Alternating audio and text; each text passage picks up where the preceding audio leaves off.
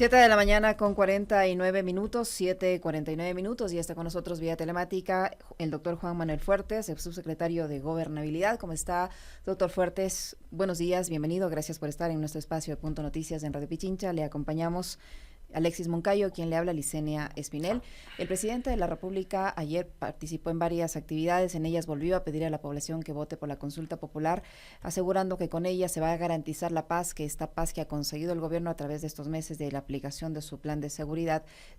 va a ser más permanente si se gana en la consulta popular, si él gana en la consulta popular.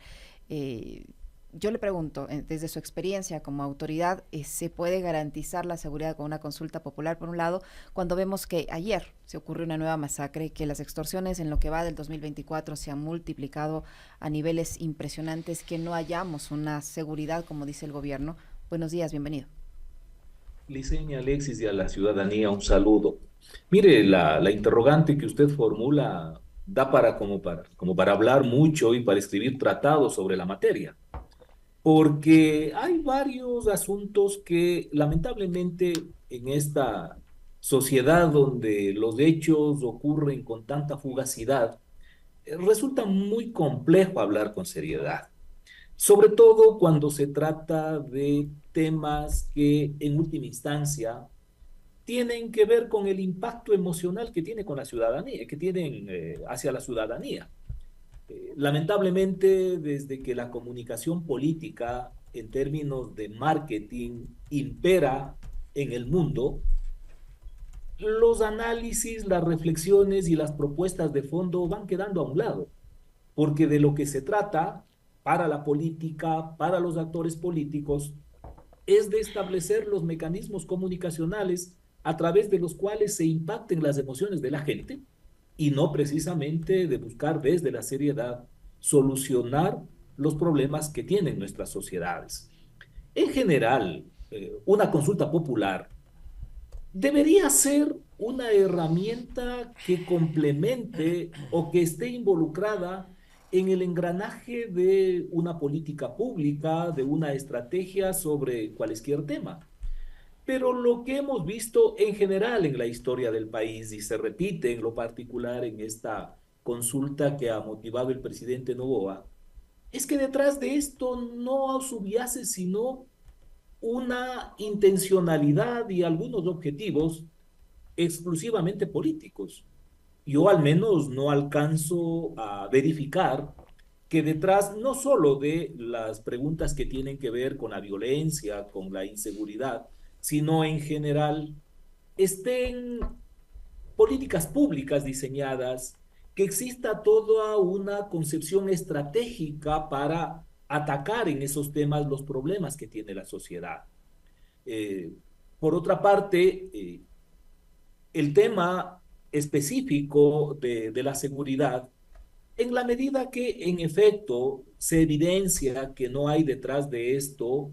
todo un andamiaje estructurado, orgánico, para desde la búsqueda de las causas más remotas, implementar las soluciones más eficaces, definitivamente tampoco va a constituir ni de lejos una solución a los problemas del país que no sea facilitarle al presidente de la República instrumentos jurídicos para que siga implementándose exclusivamente estos planes desde lo policial, desde lo militar, para con eso tratar de impactar en una disminución de la violencia, de la criminalidad. Y claro, en medio de todo esto, lo que observamos es, como es lógico, si el sustento con el que se motiva el llamamiento a la consulta es de carácter político, son medidas, son actitudes como comunicacionales desde el Ejecutivo para tratar de que esa consulta popular tenga un resultado favorable y a partir de ello incidir en un mantenimiento, en un mejoramiento, si es que es el caso, del capital político del Ejecutivo. Pero si bien esto puede ser muy saludable para el gobierno de turno, ya de cara a los problemas que tenemos como ciudadanos, esto a veces no termina ni haciéndole cosquillas. Doctor, qué gusto, como siempre, poder conversar con usted. Pregunta brevísima. Así como está planteada esta consulta, yo soy de los que cree que es innecesaria. Muchos han dicho que también es innecesaria, que son temas que podían haberse resuelto en la Asamblea sin el costo de los 60 millones, asumiendo el tiempo que tenga que tomarse el legislativo para aquello. Más la consulta que convocó Lasso en febrero del año anterior, que perdió. Va perdiendo un poco el sentido este de la democracia participativa a partir del consultar al pueblo así persistentemente sobre temas obvios, además, es decir, a la gente preguntarle si quiere que los militares sigan patrullando cárceles, las calles, si que usted quiere que ya no le maten, más o menos. Pierde un poco de sentido este tema que debería ser, digamos, como un elemento fundamental también de la democracia. Es que me parece que por ahí debería empezarse la discusión de este tipo de instrumentos de la democracia directa. Es decir, en qué medida, dada la estructura que tenemos en lo orgánico como organización del Estado y en lo ciudadano como participación, verificar qué tan eficaz resulta de cara a la búsqueda de solucionar los problemas, utilizar en estos términos estas herramientas de democracia directa, porque, reitero, si es que detrás, por ejemplo, de esta pregunta sobre si se le faculta en el ordenamiento jurídico que se pueda contratar por horas para efectos laborales,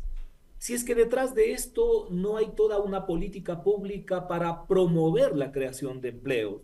no tiene mucho sentido, es como descoyuntado.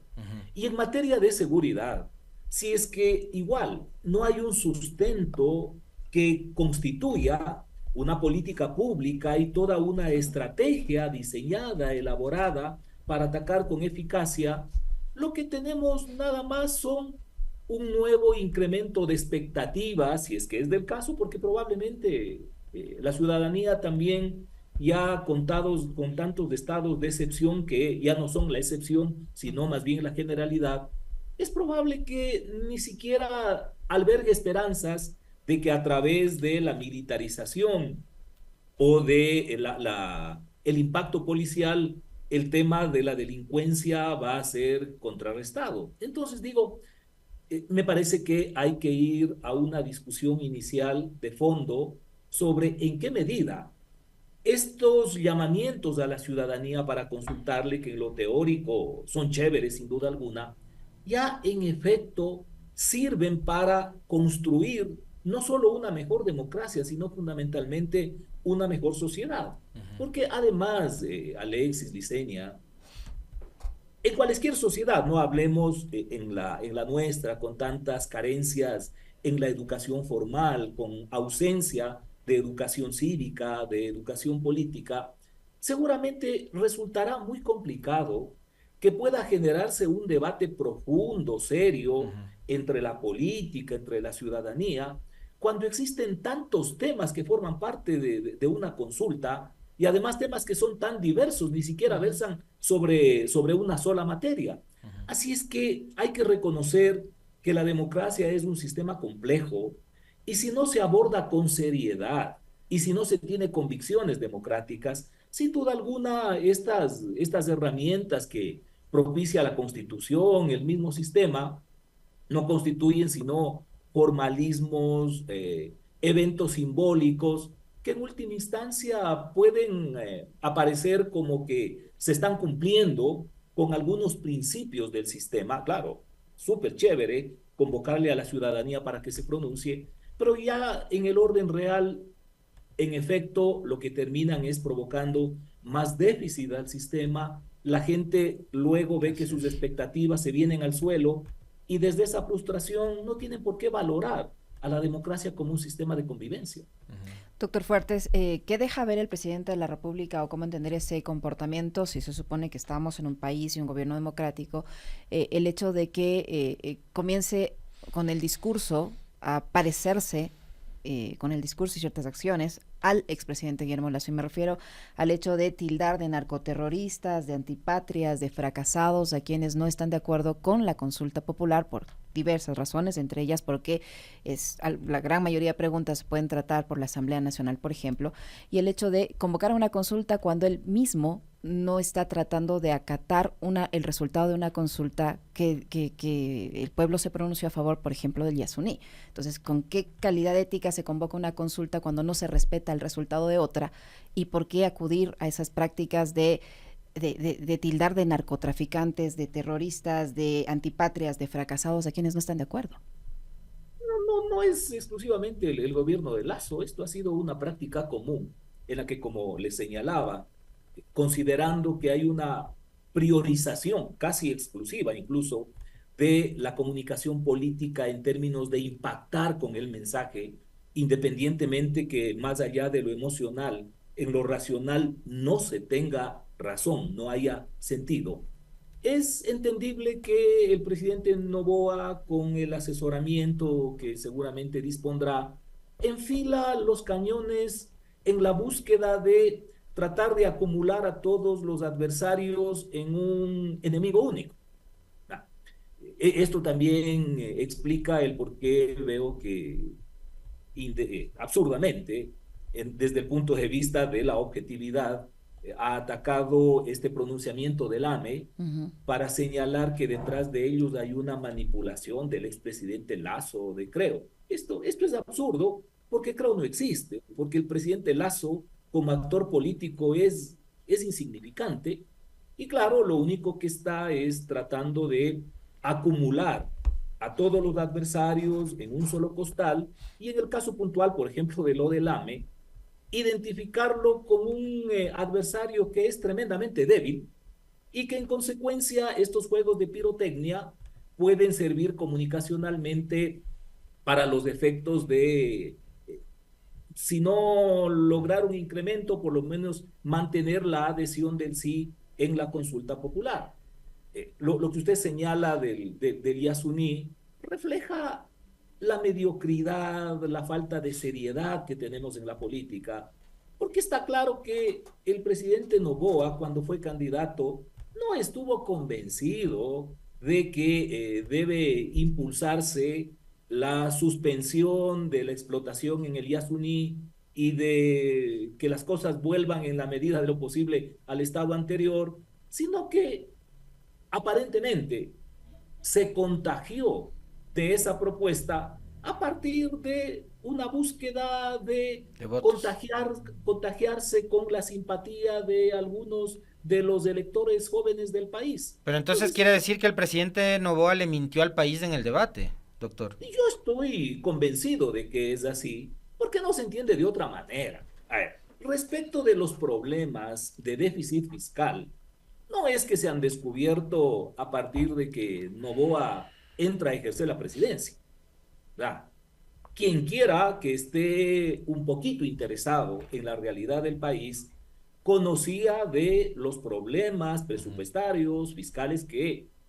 tenía ya en los destertores del gobierno de Lasso el Ecuador. No se diga alguien que está disputando y mucho más de cara a la segunda vuelta con opción de éxito la presidencia de la República. Entonces no puede decirse que al inaugurarse en la presidencia descubrió que habían estos huecos fiscales y que en consecuencia lo del Yasuní no era conveniente. No, o sea, desde el punto de vista fiscal se sabía, pero claro está, seguramente los sondeos de opinión reflejaban en la campaña que un importante segmento, sobre todo de jóvenes en el país, eran partidarios de esa tesis y que en consecuencia había que congratularse con ellos, había que provocar las simpatías y las adhesiones a partir de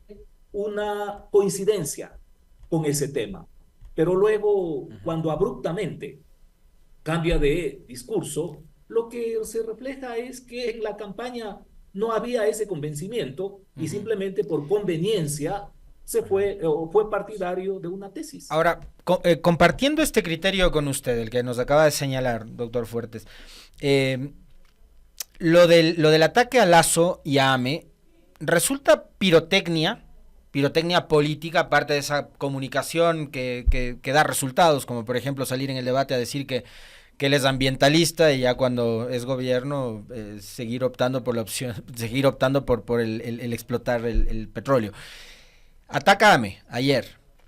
y hoy Homero Castañer en una entrevista con el colega Fabricio Vela dice que mañana 5 de abril el Comité Ejecutivo de AME recibirá al ministro de Finanzas, Juan Carlos Vega, y al secretario de la Administración Pública, Arturo Félix, para analizar los pagos pendientes. Entonces, el ataque se queda solamente en pirotecnia y en ubicar a Lazo como adversario, tomando en cuenta que es además el peor político evaluado en este momento, la peor imagen. Contrastar con Lazo le resulta muy bien a un gobierno como el de Noboa. ¿Qué sentido tiene salir a decir lo que dijo ayer y enviar a 2 de sus ministros mañana a que converse con Castañera, quien también lo mencionó en el discurso de ayer? No, son fuegos artificiales y siempre hay ingenuos que caen en el juego. Entonces, por un lado,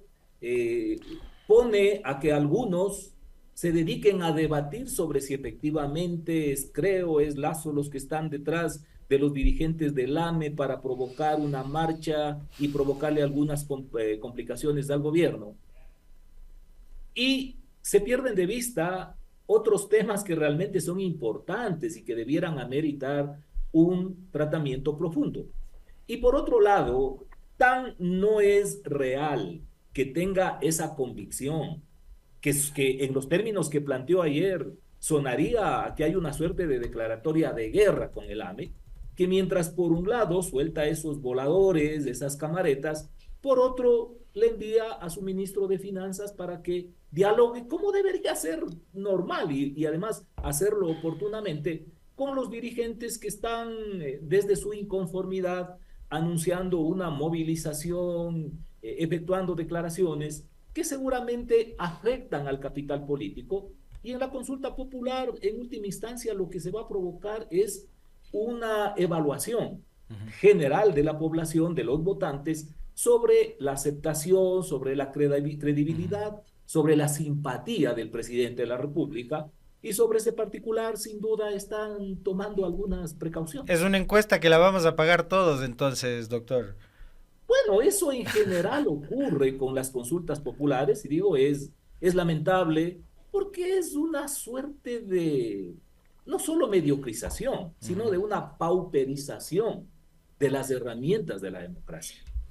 Doctor, usted decía que el hecho de que el presidente se niegue a respetar el pronunciamiento popular en la consulta sobre el tema del Yasuní muestra que no estaba convencido, pero resulta que no estaba no solo convencido del tema del Yasuní, sino también del IVA, porque en la campaña, y ya siendo incluso presidente de la República, dijo que no va a incrementar los impuestos y nos ha incrementado el impuesto al valor agregado IVA al 15%, 3 puntos más. En la campaña, y ya siendo autoridad, dijo que va a respetar los derechos de los trabajadores, y resulta que en la consulta nos pone una pregunta para volver al trabajo por horas, un retroceso de acuerdo a la Constitución del 2008. Dijo además que va a generar el libre ingreso para las universidades y resulta que más de 200,000 jóvenes no han podido ingresar a la universidad. Dijo que va a mejorar las condiciones, dijo ayer, además, solo ayer dijo que gracias a su gestión se ha reducido la migración de los ecuatorianos de 5,000 a 3,000 personas que salen del país de manera mensual. Y resulta que Ecuador es el segundo grupo de los migrantes que cruzan por la selva del Darién y que en lo que va del año se ha multiplicado la cifra de migrantes ecuatorianos que abandonan el Ecuador en busca de mejores días. Entonces, si tenemos una versión del presidente en campaña, e incluso siendo autoridad, ¿qué de lo que pase en la consulta o de lo que gane en la consulta sí va a cumplir? Mire, lamentablemente, como decía, en la medida que la política se ha simplificado a la comunicación en términos mensajes que el gobernante o el actor político emite para impactar en las emociones de los electores o de los ciudadanos, nos encontramos ante no solo contradicciones evidentes, sino ante una demagogia instalada casi en su totalidad. Y mire, en contraste, lo que ocurre en Argentina con el presidente Milei, en lo personal, no comparto en lo absoluto, ni con él, ni con ningún libertario en su pensamiento, pero lo que no podemos negar es que el tipo es coherente con lo que dijo en la campaña. Más allá de que nos guste o nos disguste, lo que dijo en la campaña lo está ejecutando. Pero en el caso nuestro, y no es únicamente el tema de Noboa, esto más bien se vuelve una característica general. Eh, Como se vive de momentos y los asesores políticos comunicacionales tratan de mostrar eficacia en términos de que lo que diga o lo que haga el gobernante simplemente impacte en la reacción emocional de los electores, se pierde la perspectiva de lo permanente, de lo profundo, de lo serio, porque, por ejemplo, contentos con que se militarice el país, con que se detengan a buena cantidad de reales o presuntos delincuentes, no nos hemos puesto a cuestionar efectivamente cuál es la política y la estrategia definida de cara al combate a la delincuencia. Porque estaba leyendo hace pocos días de algún autor norteamericano que sostiene que hay una trilogía en esta materia, quiero decir, de la inseguridad, que no puede activar los tres elementos simultáneamente. Es decir, no se puede contrarrestar la violencia sin tomar en cuenta los efectos de la corrupción y sin que eso a su vez impacte en la delincuencia. Según este autor, dice que no se puede hacer eso simultáneamente a menos que usted tenga estrategias muy sólidas y recursos suficientes para implementar esas estrategias en los tres órdenes. Porque está claro, o sea, si usted ataca a la delincuencia, se incrementa exponencialmente la posibilidad del soborno, porque en la medida que se vuelve más escasa esa posibilidad por parte de los delincuentes de estar a sus anchas, de quedar en la impunidad, sin duda alguna los sobornos tienen que subir de valor, ¿no? Si es que usted ataca a la delincuencia como parte de sus mecanismos para contrarrestar eso, los delincuentes se vuelven más violentos, encuentran otros nichos, otras modalidades delictivas a través de las cuales consiguen sus objetivos. Entonces digo, porque cuando cuestionamos al Ejecutivo que nos diga ya, aunque no sea en términos específicos, pero cuáles son al menos las directrices generales que nos ponen en evidencia que hay efectivamente una política pública orgánica diseñada? ¿En dónde está la estrategia? Y nos contentamos con esto. Y claro, en la medida que, sobre todo a partir de ese punto de quiebre que significa esta incursión tipo comando en Telecentro, que está siendo muy cuestionada y creo que hay material para tener algunas dudas sobre por qué y cómo ocurrió eso. Con ese punto de quiebre, al país se le vuelve monotemático y nos ponemos a hablar exclusivamente del tema de la delincuencia, de la criminalidad, de la narcocriminalidad, y no nos ponemos a evaluar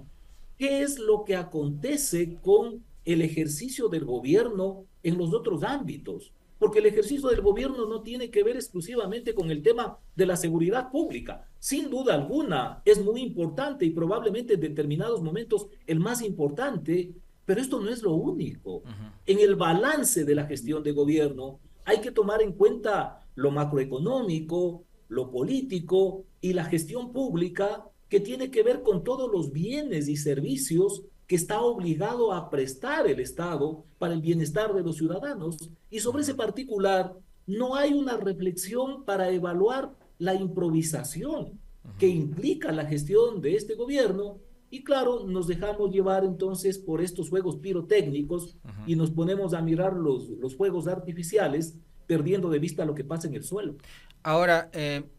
yo quisiera pedirle también a usted, doctor, y ya para ir cerrando, porque creo que se nos va acabando el tiempo,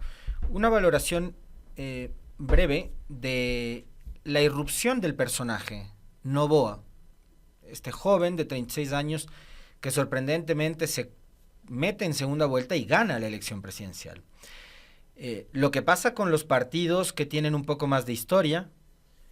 que no echaron mano de sus cuadros más fuertes quizás para la elección. Me refiero en ese caso específicamente al Partido Social Cristiano, ¿no? y la Revolución Ciudadana, que fue finalmente el único partido que puso militantes, adherentes permanentes como candidatos. El resto de partidos y organizaciones políticas fueron nuevamente vehículos de alquiler para personajes que aparecieron, como el caso de Noboa, que no tiene partido, o el señor Topic, que apareció también como candidato del PCC. La irrupción de este personaje, que algunos lo consideran nuevo en política, pero que su apellido lleva metido en política durante décadas, y el momento que vive actualmente el país, porque lo de Noboa es parte de un todo, es un descalabro y el caos y la desinstitucionalización casi absoluta que vemos, con una justicia metida en líos vinculados con corrupción, con narcotráfico, con una policía, una fuerza pública también muy cuestionada.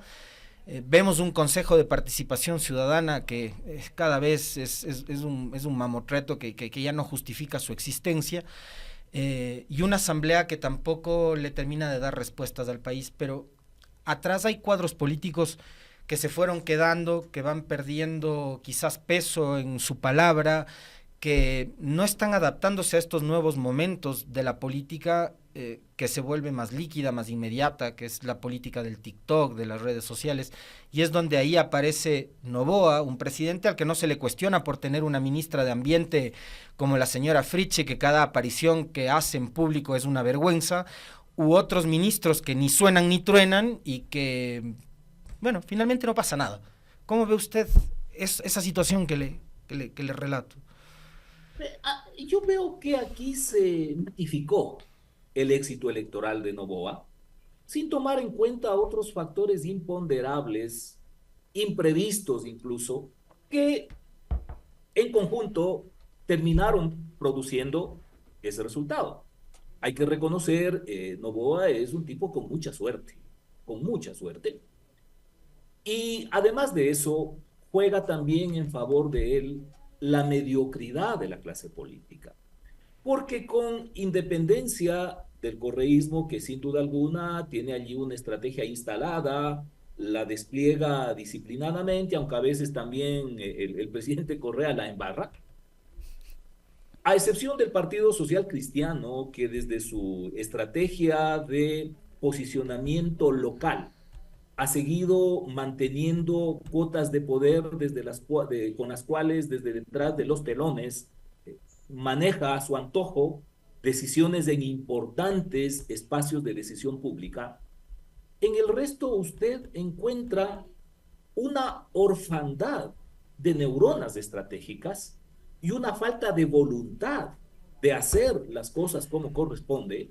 precisamente porque hay una especie de cosificación mental para no reconocer cómo es la sociedad del siglo XXI y siguen actuando con los mismos esquemas del tacticismo de hace 40 años atrás, a tal punto que quien le resta cancha al correísmo o al social cristianismo no es ningún político activo, es la ministra fiscal. El principal actor político del país es la ministra fiscal, con independencia de que esa sea su voluntad, por el hecho de que está involucrada en el engranaje de la administración de justicia y tiene a mano temas que tienen que ver con políticos. Bueno, se ha convertido en la punta de lanza que posibilita que se estorbe la gestión política de la Revolución Ciudadana y del Partido Social Cristiano. Porque en el otro lado, lo que tiene nada más es gente que recibe por goteo los beneficios de lo que pasa en la fiscalía. Esto da la pauta que incluso en el juego político, quiero decir, en la disputa del poder, hay esas deficiencias, hay esa mediocridad. No se diga en los otros ámbitos que tienen que ver ya con lo serio, con la búsqueda, con la evaluación de qué es lo que cada uno desde su lado, como gobierno, como oposición, hacen o dejan de hacer para solucionar los problemas de la sociedad. Y en medio de todo esto, continuando con esa racha de buena suerte, vea que el presidente prácticamente sale indemne, porque con todos estos problemas judiciales que han surgido, que metástasis, que purga y este último, el último caso de estos días, lo que tenemos es que los reflectores se concentran en la cancha entre la Revolución Ciudadana, el Partido Social Cristiano y el resto. El presidente de la República pasa de agache. Toda la improvisación, todo lo que no se está haciendo o todo lo que se está haciendo incorrectamente pasa por desapercibido. Y la labor de la oposición no puede ser únicamente de depredarse entre ellos, sino con seriedad evaluar lo que hace el gobierno y desde allí impulsar cambios, rectificaciones, al tiempo que ese estelarismo, ese protagonismo le sirve para impulsar sus proyectos políticos. Pero daría la impresión que en el Ecuador pedir eso es demasiado. Muchísimas gracias, doctor Fuertes, muy gentil por atendernos, muy interesante conversar siempre con usted. Muy amable, doctor, un abrazo. Gracias a ustedes y a la ciudadanía.